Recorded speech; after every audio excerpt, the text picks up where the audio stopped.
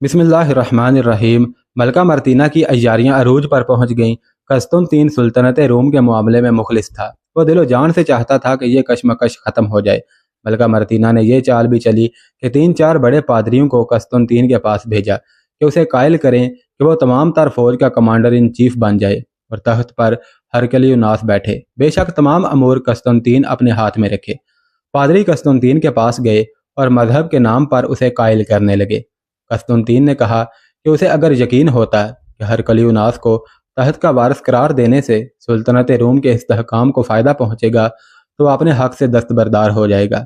पादरियों ने मजीद दबाव डालना शुरू कर दिया और गालिबन किसी पादरी ने उसे तौहीन अमेज़ बात कह दी। मैं आप लोगों का एहतराम कर रहा हूँ, कस्तुनतीन ने कहा, लेकिन आप मुझे डरा रहे हैं और धमकियाँ दे रहे हैं। क्या आप में इतनी सी भी अकल व दानिश नहीं कि हरकलियुनास के अहलाक और अकल को जानते हुए उसे तख्त का वारिस बना रहे हैं?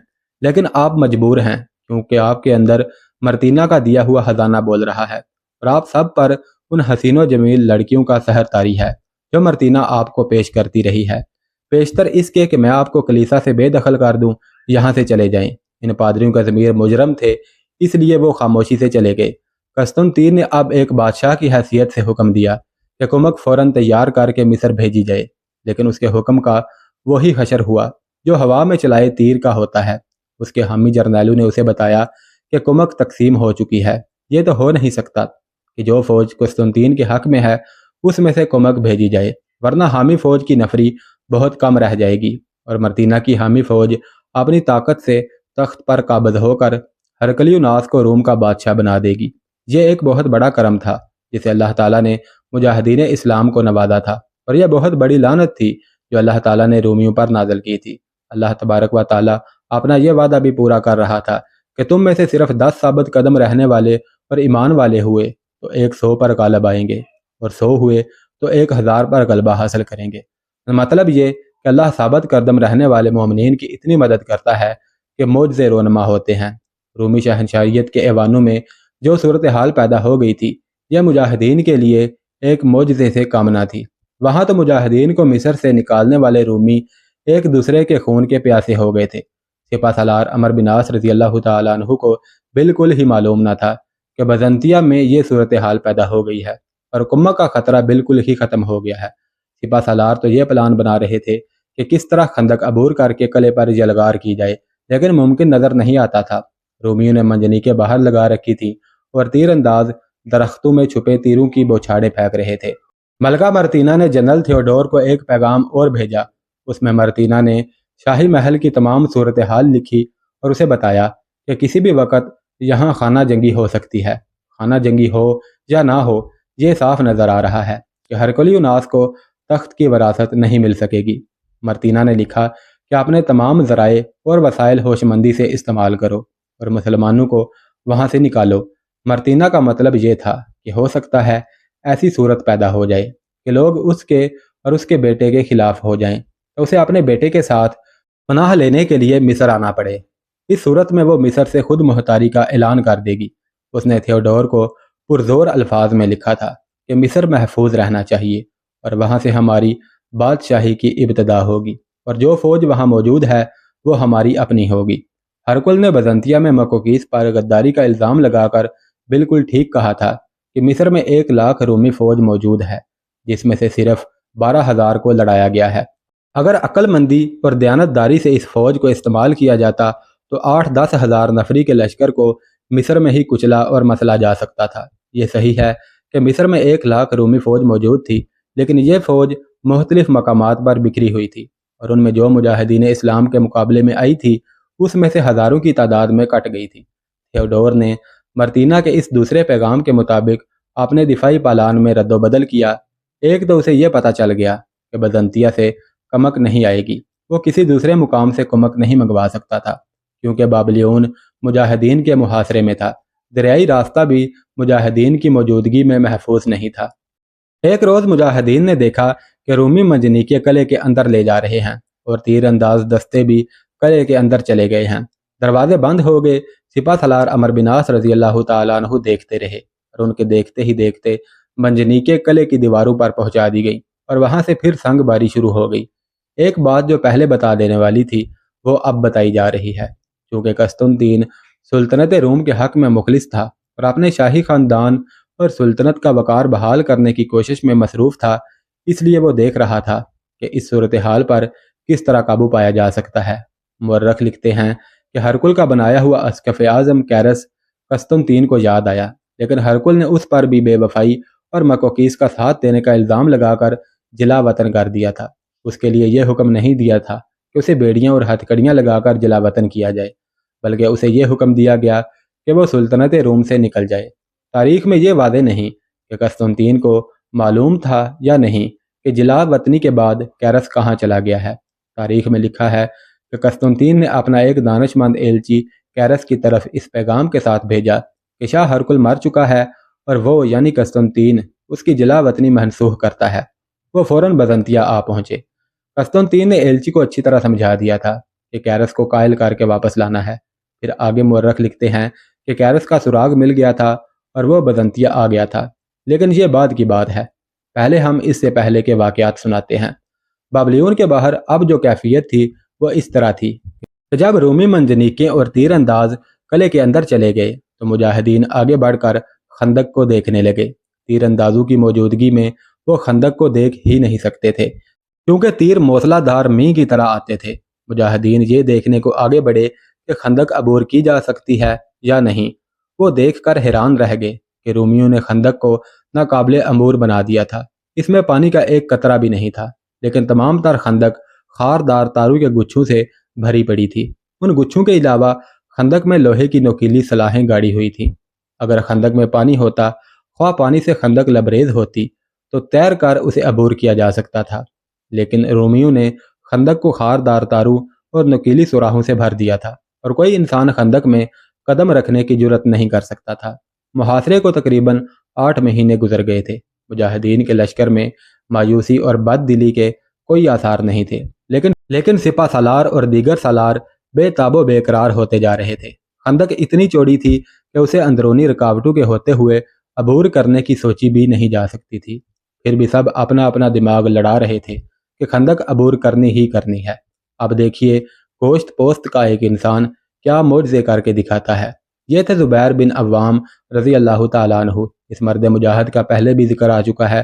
زبیر بن عوام رضی اللہ تعالیٰ عنہ رسول اکرم صلی اللہ علیہ وسلم کے پھوپھی زاد بھائی تھے۔ ان کا شمار عرب کے بہادر ترین افراد میں ہوتا تھا۔ حضور صلی اللہ علیہ وسلم نے ایک بار فرمایا تھا، ہر نبی کا ایک خواری ہوتا ہے، میرے حواری زبیر بن عوام ہیں۔ زبیر بن عوام نے بابلیون کے محاصرے میں جب دیکھا کہ خندق عبور کرنے کا کوئی اور ذریعہ نہیں، تو ایک رات انہوں نے چند مجاہدین کو ساتھ لیا اور 4-5 درختوں کے بڑے بڑے ٹہنے کٹوائے۔ پھر یہ ٹہن شاخوں اور پتوں سمیت گھسیٹ کر خندق تک لے گئے اور خندق میں پڑی ہوئی خاردار تاروں کے گچھے اور نوکیلی سلاخوں پر اس طرح پھینکنے شروع کر دیے کہ اگلے کنارے تک ٹہن پہنچ گئے۔ اس طرح انہوں نے خندق پر پڑے ہوئے ٹہنوں پر چلتے چلتے اور ٹہن پھینکے اور خندق کے اوپر سے گزرنے کا اچھا خاصا راستہ بنا لیا۔ اسی رات انہوں نے مجاہدین کو ایک جگہ اکٹھا کیا اور ان سے یوں خطاب کیا، یاد کرو خالد بن ولید رضی اللہ تعالیٰ عنہ کے وہ کارنامے جو انہوں نے دمشق میں کر دکھائے تھے۔ یاد کرو سعد بن ابی وقاص کی وہ شجاعت جو انہوں نے مدائن میں دکھائی تھی، اور نہامد میں نعیم بن مقرن کی بہادری یاد کرو۔ تم میں کون ہے جو شجاعت اور جاں بازی میں ان مجاہدین سے پیچھے رہنا چاہتا ہے؟ کیا تم میں کوئی بھی موجود نہیں جو اللہ کی راہ میں سرفروشی کے جذبے سے سرشار نہ ہو؟ ہم ہیں، تمام مجاہدین کی آواز اٹھی، ہم اللہ کی راہ کے جاں باز اور سرفروش ہیں۔ ہم سے تو کون سا کارنامہ کروانا چاہتا ہے؟ میں اللہ کی راہ میں اپنی جان پیش کرتا ہوں۔ زبیر بن عوام نے کہا، اللہ میری اس قربانی کو مسلمانوں کی فتح کا سبب بنائے۔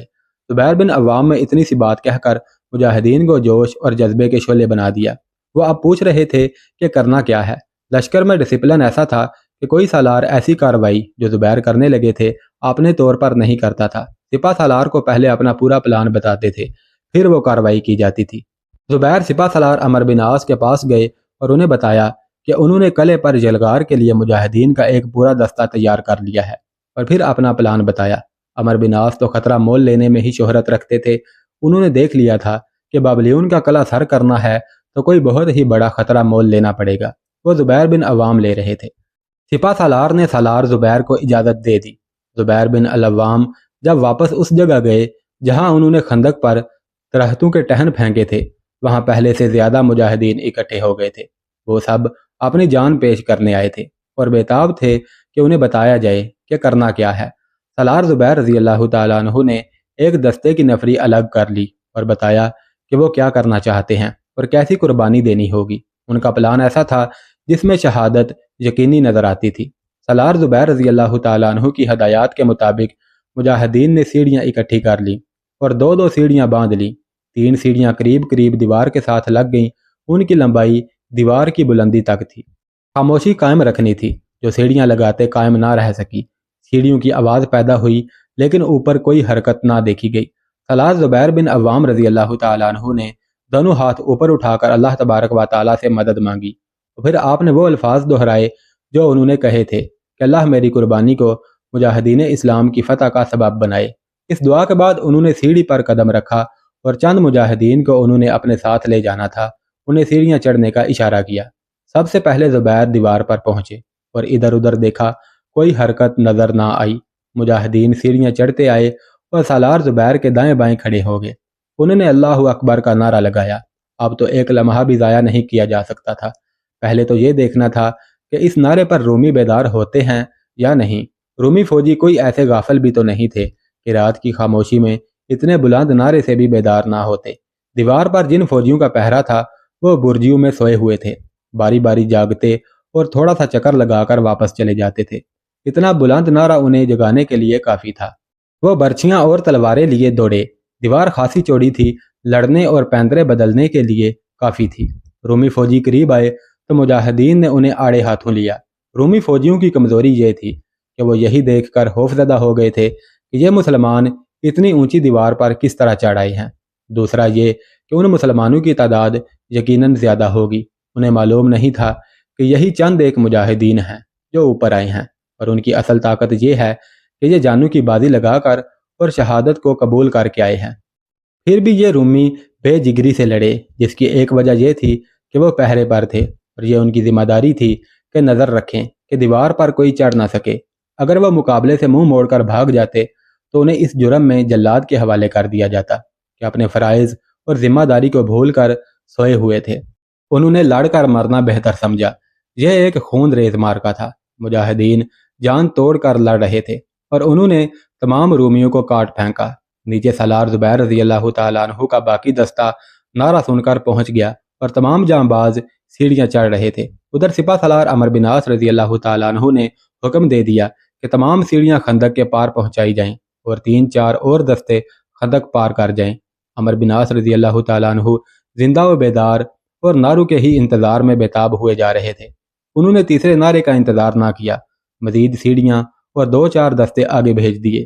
دیوار کے ساتھ کئی ایک سیڑھیاں لگ گئیں۔ یہ سب سیڑھیاں 2-2 کی صورت میں بندھی ہوئی تھیں۔ اب خاموشی کی ضرورت بھی نہیں تھی۔ مجاہدین بڑی تیزی سے سیڑھیاں چڑھتے جا رہے تھے اور اس وقت سالار زبیر رضی اللہ تعالیٰ عنہ کے حکم سے تیسرا نعرہ تکبیر بلند کیا گیا۔ ان گرجدار اللہ اکبر کے پرجوش نعروں نے قبروں میں مردوں کو بھی جگا دیا ہوگا۔ نیچے شہر کے اندر سوئی ہوئی رومی فوج تو ہڑبڑا کر جاگ اٹھی۔ جنرل تھیوڈور اس نوخیز اور معصوم لڑکی کو پہلو میں لیے گہری نیند سویا ہوا تھا۔ اسے کچھ خبر نہیں تھی کہ باہر کیا قیامت ٹوٹ پڑی ہے۔ اس کے دروازے پر 2-3 بار دستک ہوئی تو اس کی آنکھ کھلی تو اس نے لیٹے لیٹے بڑے غصے سے پوچھا کہ یہ کون دروازہ توڑ رہا ہے اور کیا مصیبت آن پڑی ہے۔ لڑکی بھی بیدار ہو کر اٹھ بیٹھی۔ عربی لشکر دیوار پر آ گیا ہے۔ باہر سے آواز آئی، اوپر بڑی سخت لڑائی ہو رہی ہے۔ وہ تھیوڈور کے محافظ دستے کا کمانڈر تھا۔ تھیوڈور غصے میں کچھ نہ کچھ بولتا باہر نکلا۔ اسے یقین نہیں آ رہا تھا کہ وہ بیداری میں یہ خبر سن رہا ہے۔ شاید اسے وہ خواب سمجھ رہا تھا۔ اسے تو یقین تھا کہ دیوار تو دور ہے، کوئی انسان خندق ہی عبور نہیں کر سکتا۔ محافظ دستوں کے کمانڈر نے اسے پوری طرح صورتحال سنائی۔ تھیوڈور کو کچھ آوازیں سنائی دے رہی تھیں۔ وہ اپنے محل نما مکان سے باہر نکلا تو اسے قیامت کا شورہ غل سنائی دیا۔ اس کا اپنا پورا خاندان پہلے ہی جاگ اٹھا تھا۔ تھیوڈور دوڑتا کمرے میں گیا اور لڑائی والا لباس پہنا، اس کے اوپر زرہ اور سر پر آہنی ہود رکھ کر تلوار اٹھائی اور لڑکی کی طرف دیکھے بغیر باہر نکل گیا۔ دوسرے جرنیل بھی بیدار ہو گئے تھے اور باقی افسر پہلے ہی شور شرابہ سن کر اٹھے اور اپنے اپنے دستوں تک جا پہنچے تھے۔ لیکن دیوار پر اب یہ صورتحال تھی کہ وہاں مجاہدین کو بالادستی حاصل تھی۔ یوں کہہ لیں کہ دیوار پر مجاہدین کا قبضہ تھا۔ اندر سے دیوار پر چڑھنے کے لیے چند ایک جگہوں پر پکی سیڑھیاں بنی ہوئی تھیں۔ مجاہدین اوپر ان سیڑھیوں کے دائیں بائیں گھات لگا کر بیٹھ گئے۔ جو ہی رومی فوجی اوپر آتے مجاہدین انہیں کاٹ پھینک دے۔ اوپر برجیوں اور برجوں میں جو فوجی سوئے ہوئے تھے انہیں تو مقابلے کی مہلت ہی نہ ملی۔ پوری طرح بیدار بھی نہیں ہوئے تھے کہ مجاہدین کی برچھیوں اور تلواروں کی نظر ہو گئے۔ ان میں سے چند ایک گھبراہٹ کے عالم میں یہ خبر سناتے گئے کہ مسلمانوں کا پورا لشکر دیوار پر آ گیا ہے اور نیچے آ کر کسی کو زندہ نہیں چھوڑے گا۔ اس طرح انہوں نے سارے شہر میں افراتفری اور نفسا نفسی کا عالم پیدا کر دیا۔ اندر سے اوپر جانے والی سیڑھیوں کا یہ حال تھا کہ رومی فوجیوں کی لاشوں سے اٹ گئی تھیں۔ نہ کوئی اوپر جا سکتا تھا اور نہ اوپر سے کوئی نیچے آ سکتا تھا۔ نیچے مشعلیں جل اٹھیں۔ ان کی روشنی میں جب فوجیوں اور شہریوں نے دیکھا کہ سیڑھیوں سے خون نیچے بہتا رہا ہے تو ان کے حوصلے بالکل ہی پست ہو گئے اور ان پر دہشت طاری ہو گئی۔ مجاہدین اسلام ایک معجزہ کر کے تاریخ کے دامن میں ڈال رہے تھے۔ غیر مسلم مورخوں نے بھی ان مجاہدین کو خراج تحسین پیش کرتے ہوئے لکھا ہے کہ وہ ناممکن کو ممکن کر کے دکھا رہے تھے۔ یہ سالار زبیر بن عوام رضی اللہ تعالیٰ عنہ کی دعا تھی جو اللہ نے قبول کی اور پوری ہوئی تھی۔ انہوں نے اللہ سے گڑ گڑا کر دعا کی تھی کہ میری قربانی مجاہدین اسلام کی فتح کا سبب بنے۔ یہ ان خواتین کی دعاؤں کا بھی اثر تھا جو وہ خندق سے کچھ دور نفل پڑھ کر اللہ کے حضور دعا مانگ رہی تھی۔ ان خواتین میں اسامہ بن اظہری کی ماں بھی تھیں جو صرف اپنے بیٹے کی زندگی کی ہی دعا نہیں مانگ رہی تھی بلکہ اس کی زبان پر یہی ایک التجا تھی کہ اللہ اپنے جانبازو کو فتح عطا کر۔ لیکن اسے اپنا بیٹا یاد آتا تو اس کی آنکھوں میں آنسو آ جاتے تھے۔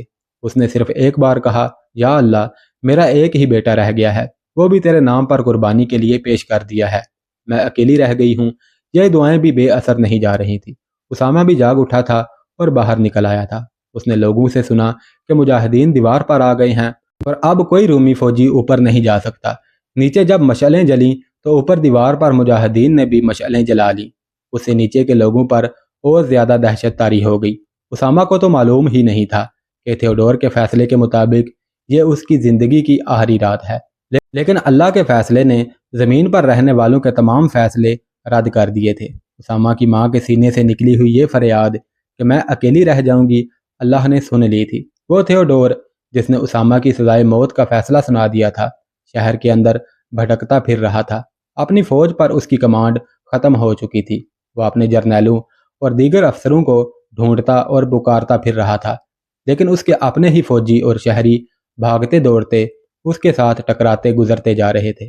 کسی نے دیکھا تک نہیں کہ یہ فوج کا سپریم کمانڈر اور مکوکیس کی جگہ اس کی حیثیت فرمان روائے مصر جیسی ہے۔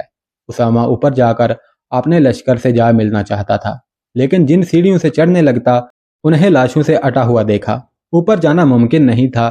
آخر وہ ایک سیڑھی سے لاشوں کے اوپر چلتا گرتا اٹھتا اوپر چلا ہی گیا۔ دو تین مجاہدین تلوار اٹھائے اس کی طرف لپکے تو اس نے ہاتھ اوپر کر کے کہا کہ میں تمہارا ہی آدمی ہوں، اسامہ بن اظہری۔ وہ اب آزاد تھا۔ وہ سپہ سالار کو ڈھونڈنے لگا۔ اسے اب اس بڑے شہر کا گائیڈ بننا تھا۔ اس نے معلوم کر لیا تھا کہ اسلحہ کہاں ہے، خزانہ کہاں ہے، اور اسی طرح کچھ اور اہم اور ڈھکی چھپی جگہیں تھیں جو اس نے دیکھ لی تھی۔ وہ یہ ساری جگہیں سپہ سالار عمرو بن عاص رضی اللہ تعالیٰ عنہ کو بتانا اور ان کی رہنمائی کرنا چاہتا تھا۔